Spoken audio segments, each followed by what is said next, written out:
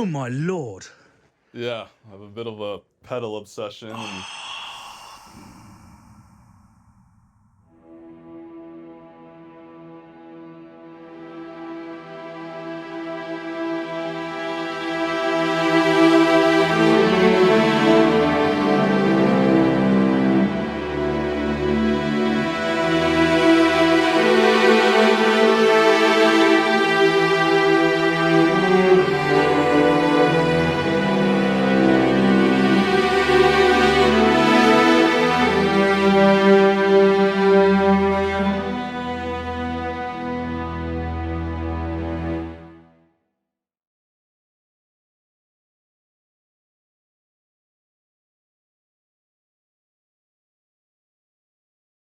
Before going on gardening leave, I had the real pleasure of being shown around an extraordinary facility in Los Angeles, formerly known as the Bridge Studios. It's now revamped as Silent Zoo, with a very cool address and an even cooler pedal board. I mean, the coolest. Before we go over to that film, just a little reminder that you really help this channel by subscribing. So if you haven't done, I'd really appreciate it if you did. And there's loads of resources waiting for you at thecrowhillcompany.com. So head on over, linked in the doobries down below. Right, Silent Zoo on Salem Street. hey, yes, Christian. How you doing? Welcome in. Good to see you. Good to see you. Welcome to Silent Zoo Studios. That's an amazing spot with a very cool address. Yeah. So, how long have you been here? I took over in 2019, and formerly it was the Bridge Recording, which was a 10-year studio here for film scoring primarily. Mm-hmm.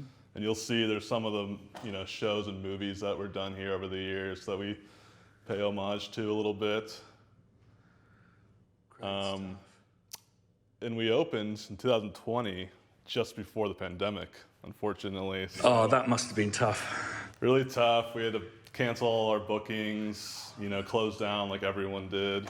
And we utilized the time to refurb our console, which you'll see, and to upgrade the studio and add more gear. And I think that the people who did stuff that was constructive during that period, I think have benefited out of it. Air Studios is exactly the same. They refurbished the whole thing during. Yeah, we came out of it like more ready than we were to take on all types of projects. Brilliant.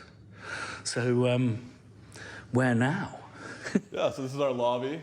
Clearly, it's comfortable. We have snacks, coffee, and all that, and nice little record player and some entertainment options. Oh yeah, it's gorgeous. Some of our clients. I often say that really the studios is as much about the feel of a place as it is the kit and the sound of the room and all of that kind of 100%, stuff. the feel, the vibe. Yeah, it's one of the reasons I love going to Air Studios is because it's like they're like a family. And it's just, you feel relaxed, and I guess that's what you got to be to make music, isn't it? Yeah, that's our kind of goal. It's the whole, from front to back, just comfortable, good vibe, good energy. Great stuff. I can see there's some amazing construction pictures there. Pictures from the bridge. This used to be a 1950s warehouse. It was gutted, the ceiling was raised, in the live room you'll see about 15 feet to our 23-foot tall ceiling now. It's quite the project. Come on then, let's go and see the toys. Yeah. Got some art on the walls, some more projects that we've done and the Bridge had done. It's a mix of different shows, movies, video game scores. Oh my lord. Yeah. It's like a TARDIS. Yeah. That's Doctor Who, right? Our control room. This is so beautiful, Harlan. Thank you, appreciate it. Oh. And you've only got good. Oh my lord. Yeah, I have a bit of a pedal obsession. And another COVID project, we kind of put them into a functional and aesthetic. Okay, we device. might have to get a bit nerdy here on how you've done that. And Absolutely. just, hello Manleys. do love you. Yeah. We got AMS Neve and Manly and Millennias and lots of good options. Millennials are good for a kind of a low noise. Very clean, transparent. Excellent. And this desk. It's a 96 channel Neve. This came from Paramount Stage M. So this was in a big scoring stage and made its way to the bridge. And, you know, like I mentioned, over COVID, we completely recapped it and re-switched it and spent a lot of time kind of breathing new life into it. It's just incredible. I mean, you don't see many 96 channel ones, do you? Yeah, no, there's that's the very same few. size as Air. Wow. Oh, wow. And our credenza, some more preamps and compression, some of the classics. Here we are. And is the majority of your work for film and TV? So historically, with the bridge, they were very much primarily film and TV scoring. We kind of blend the two worlds of contemporary and the scoring worlds, and so we've been doing a lot of artist projects, bands as well, film shoots, and then also continuing the scoring because it's, you know, we got the large console and the big room. Oh, it's stunning. Oh, congratulations, man. Thank you. You've got all the good stuff. Should we go through to the room? Yeah. Oh, just all of these patch bags, beautiful tie lines.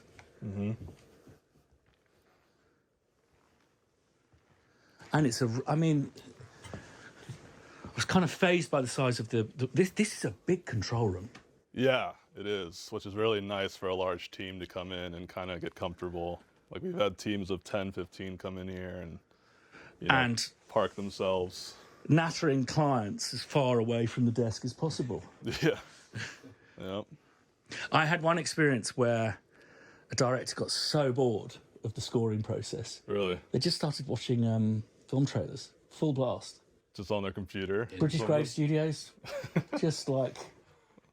That's classic. Yeah. So can you explain to me how you've got these pedals organised? Because there's such a big thing now, pedals for people. Yeah, they're awesome. We run like strings and vocals through here and keyboards. And they so basically they're all routed to this patch bay. So they're all patchable by drawer by row. And you know, they've built-in tuners and everything, and this is all modulation effects. This is kind of a mix, and that's all distortion effects. So is it like, so that's one... Yeah, they correspond to the row. Okay. Or the drawer. And the signal flow for each row and drawer was all thought out so that it's the cleanest possible. And yeah, they're a lot of fun. You can I set them know. to an amp. You can roll them around the studio. We've had live stuff where they'll bring them out and just patch them in like a pedal board. Oh, that's amazing. And yeah, they're awesome for just dialing in a tone and a sound. And I wonder how these pedal companies been. A lot of modular companies have gone bust because of the shortage of components that's and right, stuff. yeah. So I mean, there is something quite nebulous about these things. They're not available forever. Yeah. You have your Strymons, but a lot of these will be one-man operations or one. Oh yeah, we have a lot of like small batch boutique pedals throughout these walls that are like, yeah, handmade to order, and it's a really cool world. Amazing. Should we go through to the room? Yeah, absolutely. Oh, so it's even bigger than it looks through the glass, because this is a tall... Yeah. Oh, it's very ambient as well. How beautiful. 23-foot tall ceilings, about 1,800 square feet. We've done a 56-piece in here, orchestral section, and it's awesome because it's super dynamic. We can shrink it, we can track a whole band live, we can put a vocalist in the room. And Divide it all up. oh, and, yeah. Yeah. Great for album projects. And Yeah. groovy. And so how long has this been here, even when it was the bridge?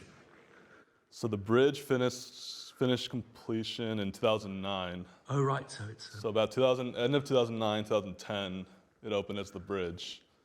okay. And Greg Curtis was the previous owner, and Jake Hoffman was the acoustic architect. And they did an amazing job.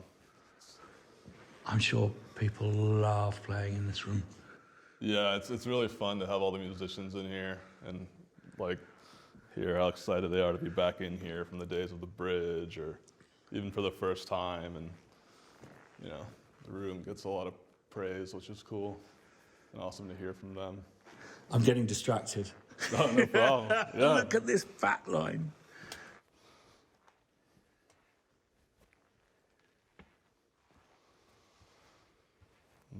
We have a backline, amps, drums, and instruments, as well as the piano out here.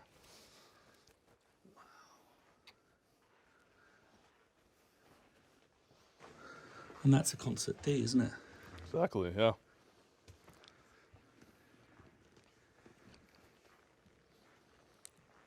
Oh, how beautiful. Can I have a play? Of course, yes.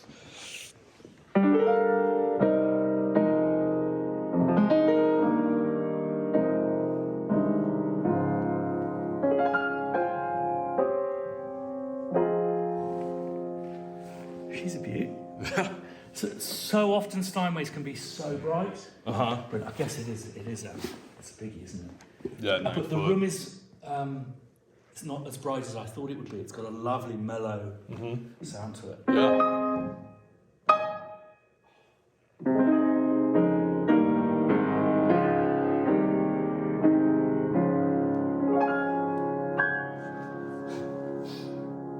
So, 6 months gardening leave, get any piano practice in?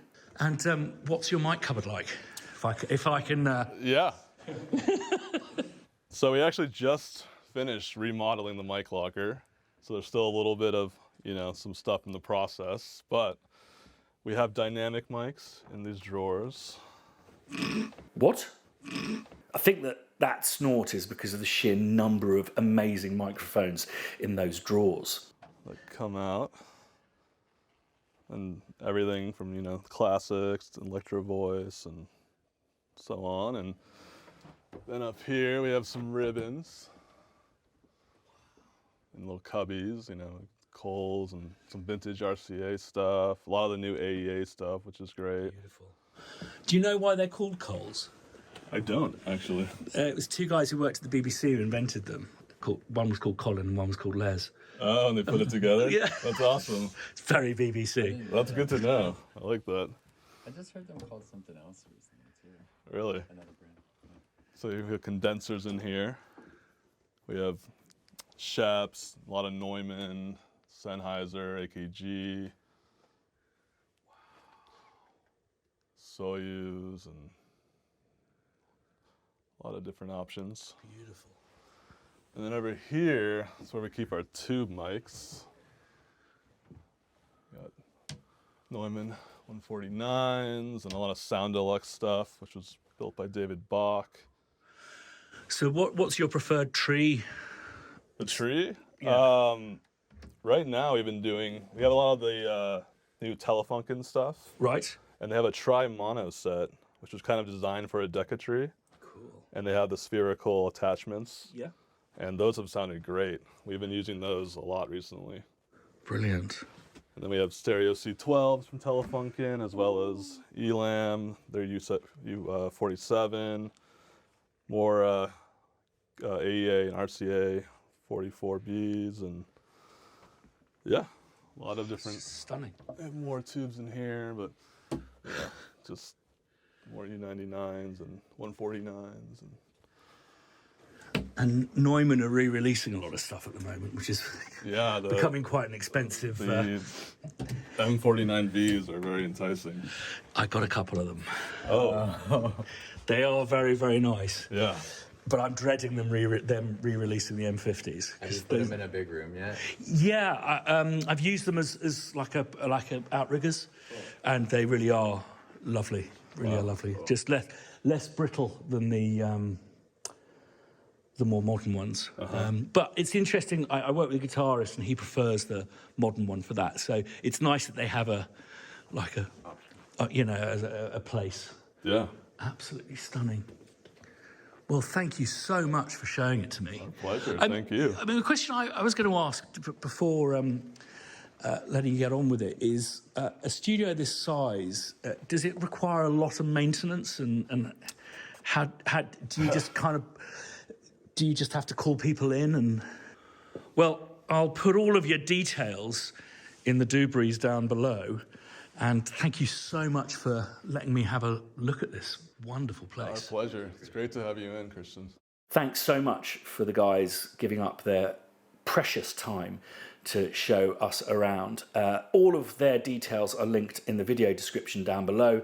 They've got a great website with lots of great photos and stuff, but it is a truly wonderful place that I really look forward to working in. Thanks as always for watching. As I said before, do subscribe if you haven't done. Ding the bell to be notified the next time I put a video up, and doing that makes YouTube like us even more. Also, don't forget to head to thecrowhillcompany.com for merch, tools, resources. See you again next time.